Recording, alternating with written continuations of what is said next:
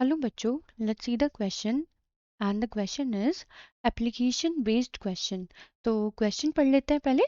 That an element X has three completely filled shells and forms a stable uninegative ion and the total number of electrons in the third and fourth shell is same. Identify the elements that form unipositive and dipositive ions that are isoelectronic with X minus ion. यहाँ पे बच्चों हमें एक element given है X जो कि बहुत stable है in its X minus form and हमें इसके आइसोइलेक्ट्रॉनिक स्पीशी बताना है जो कि उसमें से एक तो यूनिपॉजिटिव हो और एक दूसरा डायपॉजिटिव आयन हो. फिर उसके बाद compare the reactivities of these two elements with water. फिर जो हम एलिमेंट्स यहाँ पे फाइंड आउट करेंगे यूनिपॉजिटिव पॉजिटिव एंड डाइपॉजिटिव उनकी रिएक्टिविटी कंपेयर करनी है with water and give a reason in support of your answer. तो चलिए बच्चों करते हैं इस क्वेश्चन को and first of all let's see the key concept for this question. तो यहाँ पे जो बात हो रही है बच्चों आइसोइलेक्ट्रॉनिक स्पीशीज की हो रही है. तो अब हम यहाँ पे देखें कि आइसोइलेक्ट्रॉनिक से हमारा मतलब क्या होता है. Isoelectronic species. तो बेसिकली बच्चों आइसोइलेक्ट्रॉनिक स्पीशीज ऐसी स्पीशीज होती है जिनके पास सेम नंबर ऑफ इलेक्ट्रॉन्स होते हैं. Same number of electrons. ठीक है. तो हमें यहाँ पे गिवन है बच्चों की हमारा एक एक्स एलिमेंट है जो कि बहुत स्टेबल है in its x minus form. ठीक है. अब हमें क्या मालूम है अगर कोई एलिमेंट अपने एक्स आयन जो अपने एक्स माइनस फॉर्म में बहुत ज़्यादा स्टेबल है यानी कि -1 उसका चार्ज है तो वो बिलोंग करेगा to the halogen family because halogen family के जो स्टेबल चार्ज होता है दैट इज -1.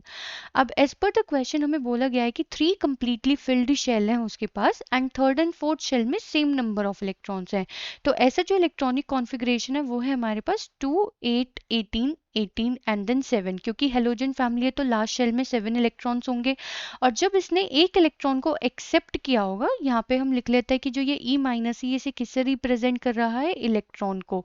तो ये कन्वर्ट हो जाएगा किसमें 2 8 18 18 एंड 8 में. ठीक है.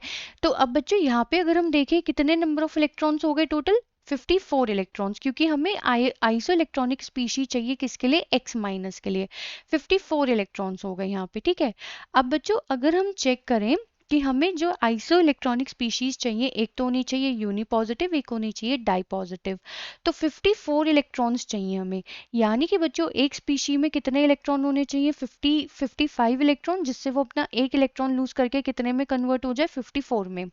दूसरी चाहिए 56 इलेक्ट्रॉन्स बच्चों. क्यों? क्योंकि अगर वो अपने 2 इलेक्ट्रॉन्स को लूज करेगी तो फिर वो 54 इलेक्ट्रॉन्स आए तो 55 एंड 56. ठीक है. अब अगर बच्चों सिर्फ हम न्यूट्रल एटम के बारे में बात कर रहे हैं तो इसका एटॉमिक नंबर कितना हो जाएगा. So atomic number will be 55 यहाँ पे एंड यहाँ पे भी एटॉमिक नंबर विल बी 56. और हमें क्या मालूम है 55 एटॉमिक नंबर होता है किसका सीजियम का एंड 56 एटॉमिक नंबर होता है बेरियम का. जो सीजियम है बच्चों वो कौन से ग्रुप को बिलोंग करता है. ये बिलोंग करता है टू दी फर्स्ट ग्रुप यानी कि एल्कली मेटल्स को एंड ये बिलोंग करता है सेकंड ग्रुप को यानी कि अल्कलाइन अर्थ मेटल्स को. तो यहाँ पे होगा क्या बच्चों कि जो हमारा सीजियम है वो अपना एक इलेक्ट्रॉन लूज करके सीजियम पॉजिटिव आयन में चेंज हो जाएगा. ठीक है. तो यहाँ पे पहले थे 55 इलेक्ट्रॉन एक इलेक्ट्रॉन को लूज करने के बाद अब हो गए 54. Same with barium. बेरियम अपने 2 इलेक्ट्रॉन को लूज करके Ba2+ में कन्वर्ट हो जाएगा एंड यहाँ पे थे बच्चों 56 इलेक्ट्रॉन एंड यहाँ पे रह जाएंगे 54 इलेक्ट्रॉन्स. तो हमारे पास जो आइसो इलेक्ट्रॉनिक स्पीशीज आएंगी वो आएंगी X minus then Cs+ and then Ba2+ ions. ठीक है. ये हमारी आइसो इलेक्ट्रॉनिक स्पीशीज क्योंकि बोला गया था एक यूनिपॉजिटिव चाहिए और एक डायपॉजिटिव चाहिए. तो हमने ये आइसो इलेक्ट्रॉनिक स्पीशीज तो फाइंड आउट कर ली. अब हमें बोला गया है कि रिएक्टिविटी टुवर्ड्स दी वाटर. देखो बच्चों अब हमें मालूम है कि सीजियम बिलोंग करता है एल्कली फैमिली को यानी कि एल्कली मेटल्स को. ठीक है. एंड जो बेरियम है बच्चों वो बेरियम जो बिलोंग करता है वो करता है एल्कलाइन अर्थ मेटल को यानी कि सेकेंड ग्रुप को. ठीक है. Alkaline earth metal. अब अगर हमने ऑलरेडी यहाँ पे देखा है कि एक इलेक्ट्रॉन लूज करना होता है एल्कली मेटल को जिसकी वजह से इनकी रिएक्टिविटी ज़्यादा होती है. तो reactivity of caesium is more as compared to barium. ठीक है. अब रिएक्टिविटी ज़्यादा होने की वजह से बच्चों होगा क्या जो हमारा सीजियम है वो वाटर के साथ ज़्यादा जल्दी रिएक्ट करेगा as compared to the reaction of barium with the water. ठीक है। तो बेसिकली बच्चों जो हमारी सीजियम की रिएक्शन होगी with the water that is faster as compared to the barium with the water. क्यों? क्योंकि ये हमारा एल्कली मेटल है एंड एल्कली मेटल की रिएक्टिविटी ज़्यादा होती है। तो जब हम सीजियम को वाटर में पुट करेंगे तो that will be there will be a huge explosion. ठीक है। तो आई होप बच्चों आपको क्वेश्चन समझ में आ गया होगा। Thank you.